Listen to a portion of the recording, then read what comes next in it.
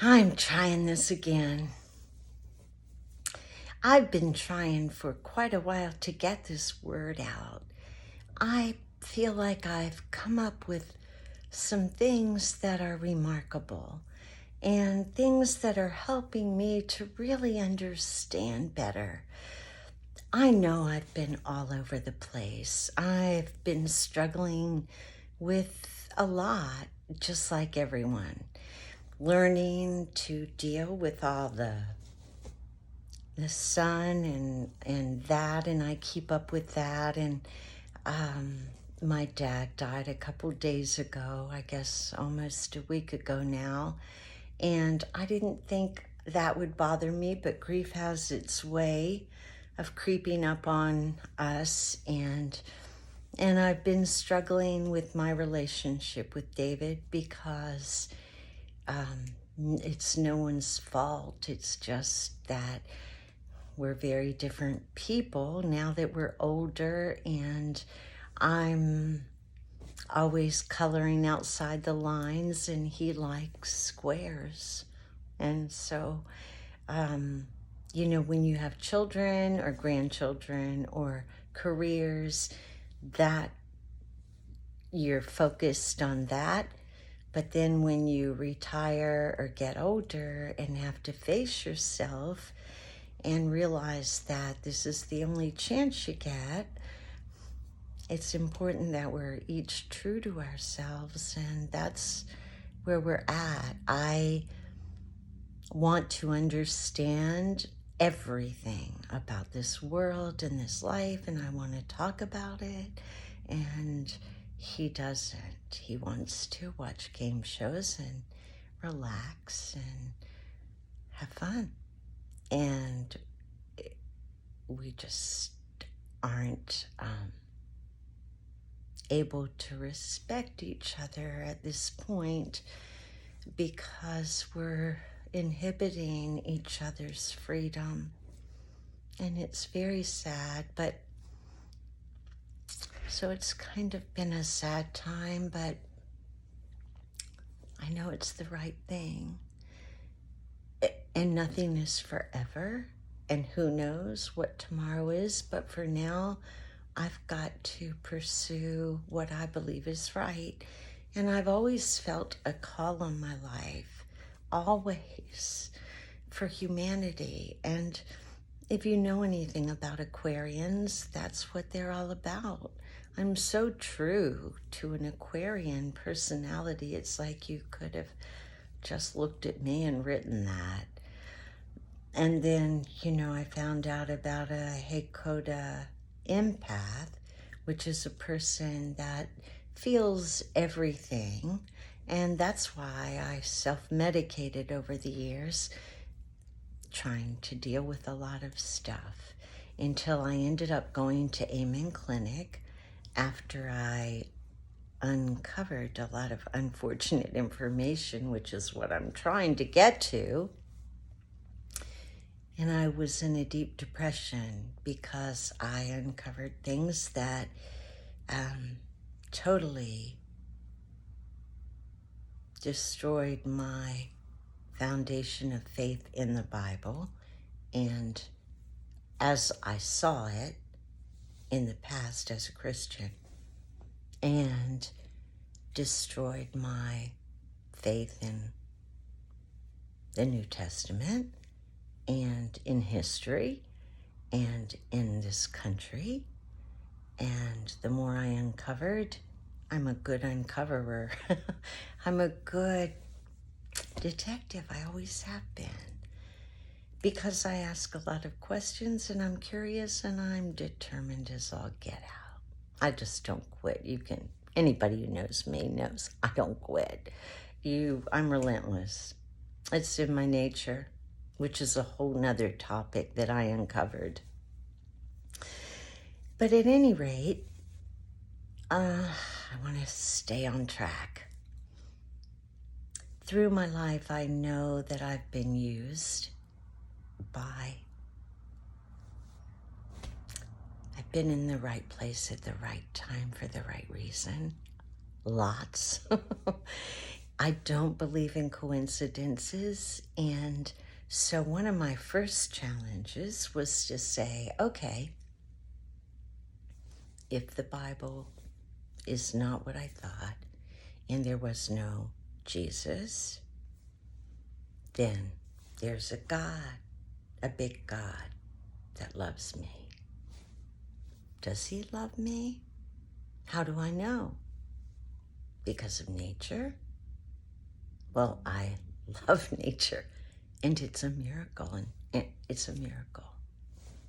It's perfect with the camouflage and the seasons it's perfect. It works perfectly together, like we're supposed to. So there's that. Nature changes me like that. All I have to do is go out, put my feet in some wildflowers, and I'm well, no matter what's going on. And so what was this spiritual leadership or guidance or intuition? It was more than intuition, because other people played roles, right? So somebody had to connect all this. But at the same time, I knew in black and white that it wasn't as I thought. And that's a whole different story. I can't go there. We'll be here forever. So, where am I?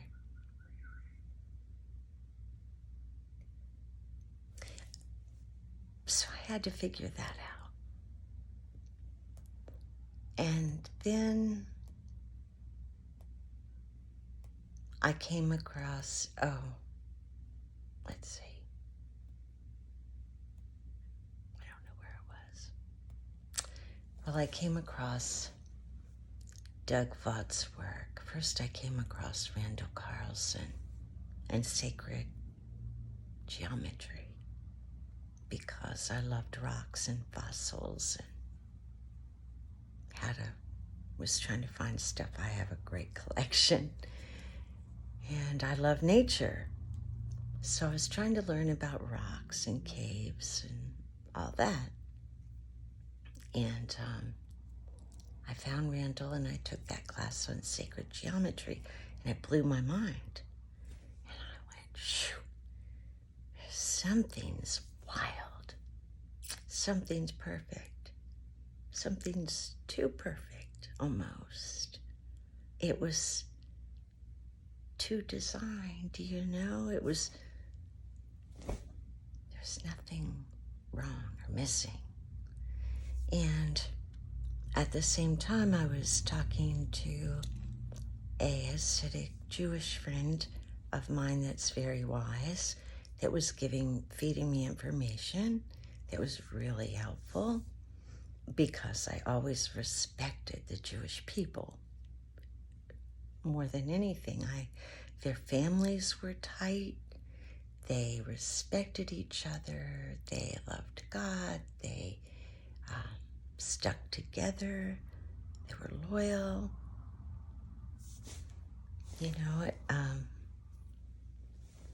I just liked the whole thing, and I loved Queen Esther's story. So I thought maybe that's where it is. So I started studying Hebrew, and then the Hebrew, I found out wasn't it, that it was Assyrian that I wanted to learn. I was trying to get to the bottom first. I wanted to see the original, the beginning, the first letters. I wanted to go back and then figure it out for myself.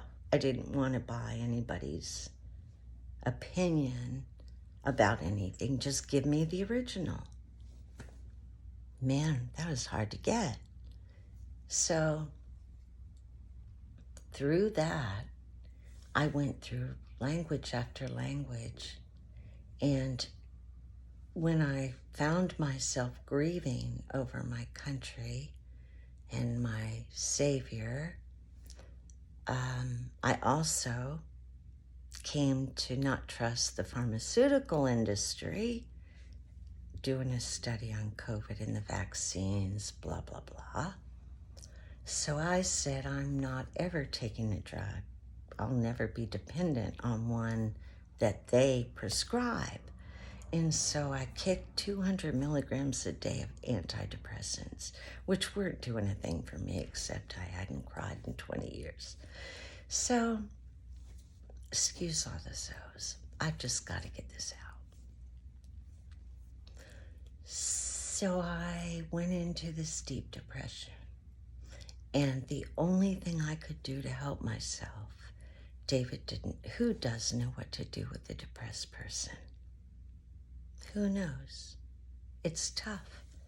And I was so depressed I couldn't move.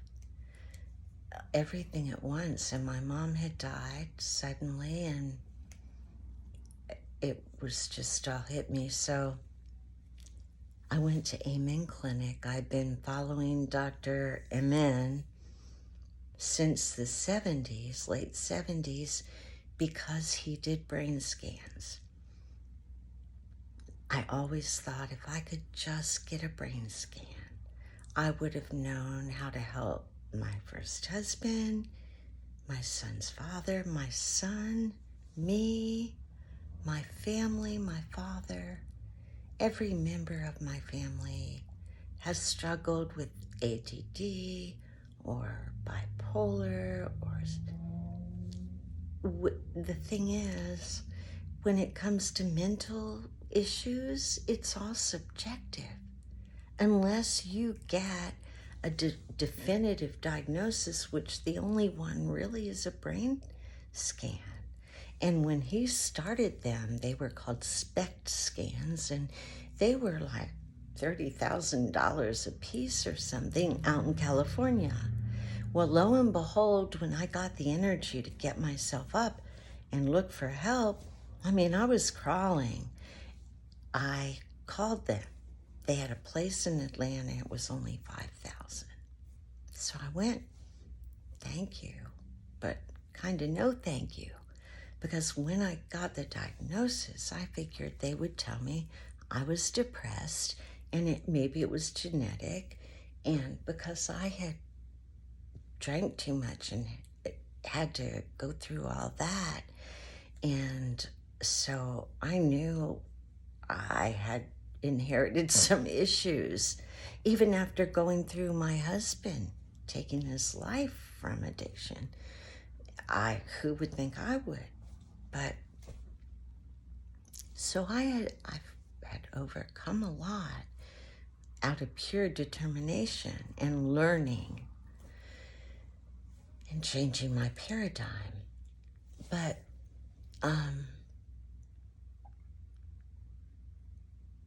where was I? It's so much, 70 years trying to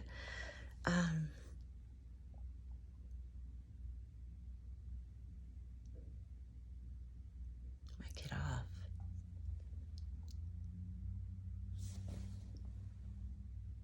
Okay, well, helping people, and I didn't want to be on drugs. So the psychiatrist that I worked with, the diagnosis was PTSD, post-traumatic stress, attention deficit, acute anxiety, and major depressive disorder. If I hadn't been depressed before, I sure was then. And I just kept walking, taking pictures, and eating better, and I quit sugar and did everything I could do to help myself and got well, step by step. And as I did, I learned. I just dug myself in and tried to learn everything I could about the world around me and how to help myself and how to heal, because I could see the writing on the wall with the government that we can't be dependent on them, not for anything. We've got to get self-dependent. And that's why I'm doing this. Back to the point. So,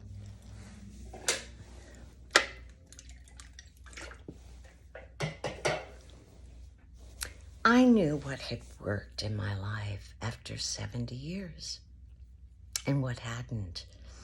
And the biggest help to me, coming from a totally non-structured environment, my mom was 13 when she got pregnant with me and then had 7 kids in a row. And so we had no structure.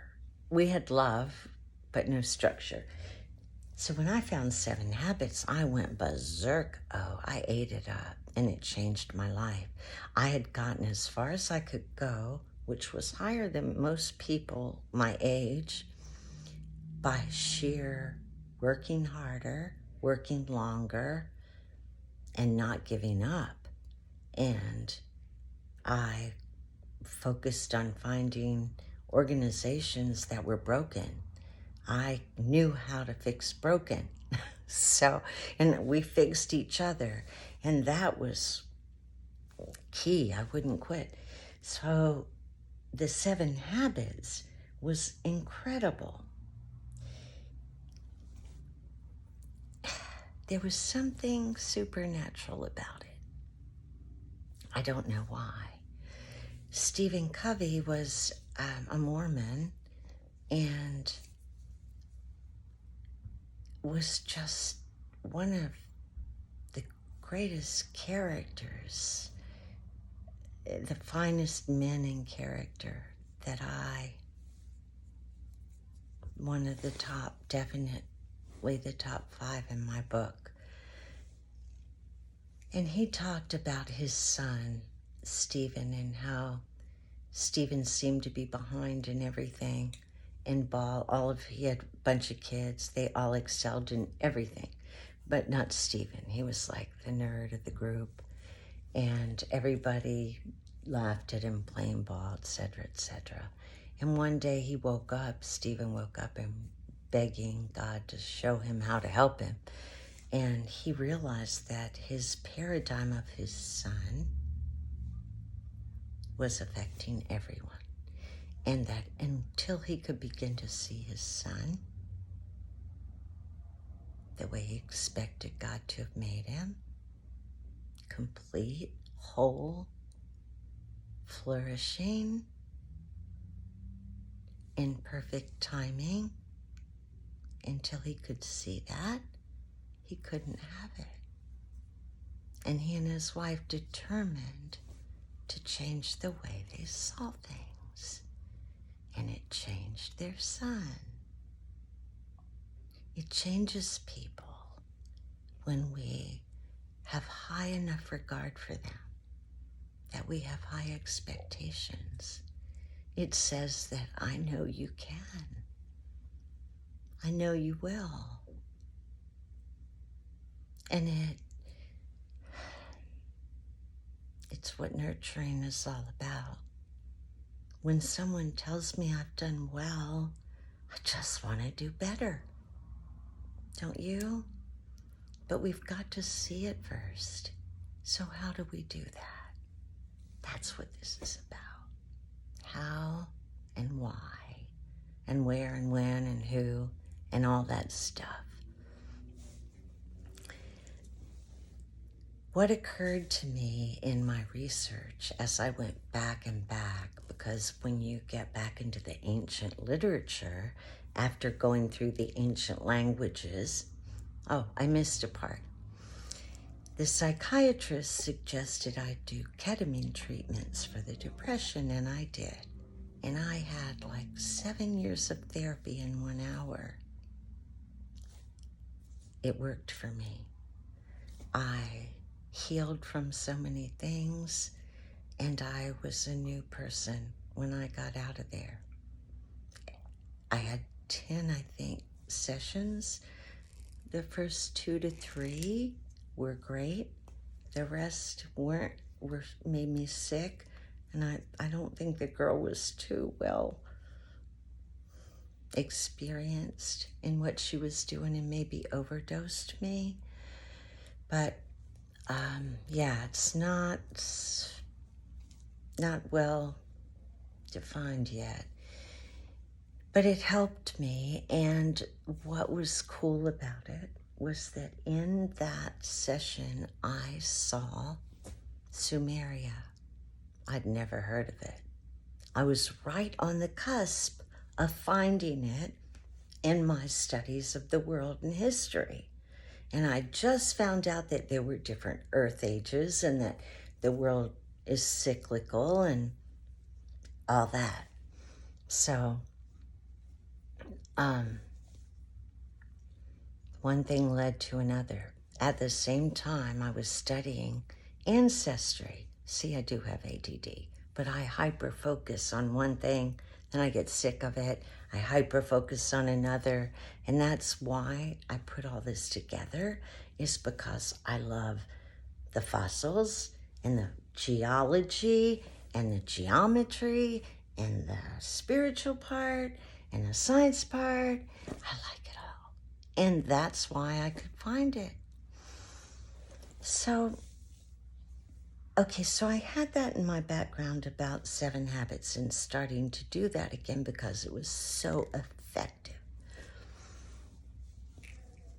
When that happened, I found the Gateway Method when I was looking into United States history of the CIA and found the Gateway Method and how they were right on the cutting edge, like what Tesla was on the edge of a cult. They call it a cult. I don't know if you would say it. It's just what history is. It's not a cult. It's what's there. It's not good or bad, right or wrong. It's what happened or what there's evidence to show happened. Because we don't know. Things have been so changed. Crazy. Just learning when you go back to study history that the name of the city might have changed 4 times. So if you're looking for an ancient city, who the heck knows? And then in Rome, if you won the battle or whatever, you were emperor, you changed the calendar to suit yourself. So going back and calculating the chronology of our actual history is like, eek. But Randall Carlson figured it out through the Mayan calendar. I don't know if that wasn't the first one, but the Jewish people knew about it. They were just off a little bit because the Sumerian calendar used, I think, 60 instead of 10, instead of the decimal system for the calendar. And so whoever calculated it missed that point and threw it off, I think, 47 years or something. So Doug Vaught also came up with it. And when I was looking for info, I found him and I wrote him to take him to lunch because he lived locally, which was a fluke.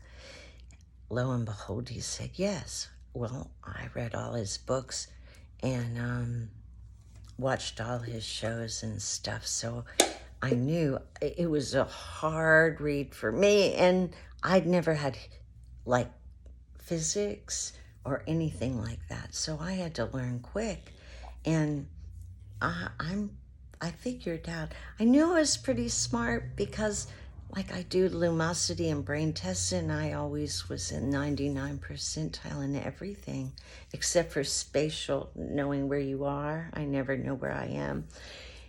But and also, you know, on boards and things over the years, I always knew the answers. even though I wouldn't speak up because I didn't have the confidence, I always knew the answer first. So, because I like puzzles, that's why. And that's why I was a good investigator. And those mind games said that the best job for me was a researcher. How about that? After I'm 70, I find that out. But really, when I look back at my successes, I see that I was successful because I dug in and researched to get answers and to fix things. I'm always trying to fix something, including everybody. But it's not because I don't think you're okay. It's just because I think we can always be better. And if I learn something that helps me and I teach it, then it's called three-person teaching, where I read it, I think it, I study it to give it to you, I share it, and then you get it, and then it's like marketing. You just keep saying it and saying it. Some of it sticks, right?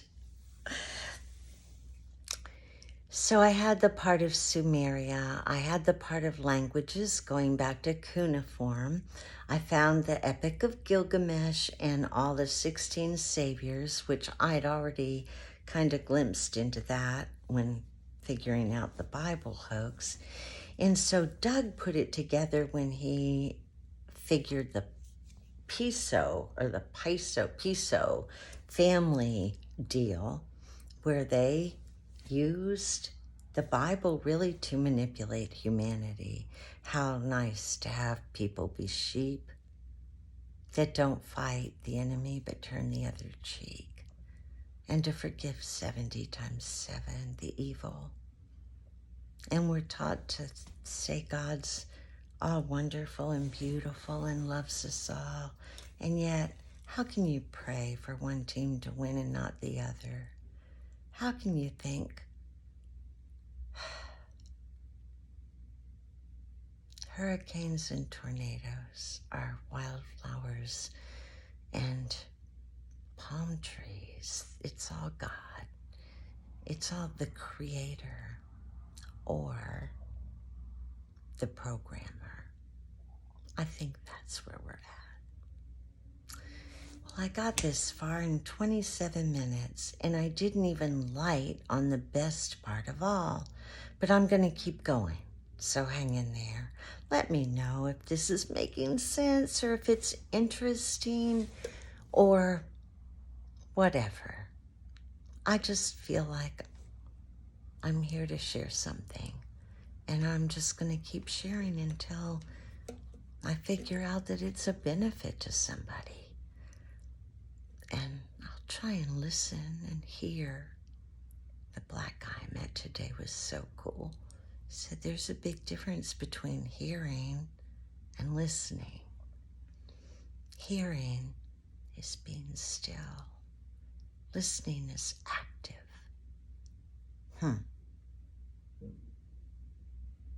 That's food for thought. Thanks for hanging in if you did.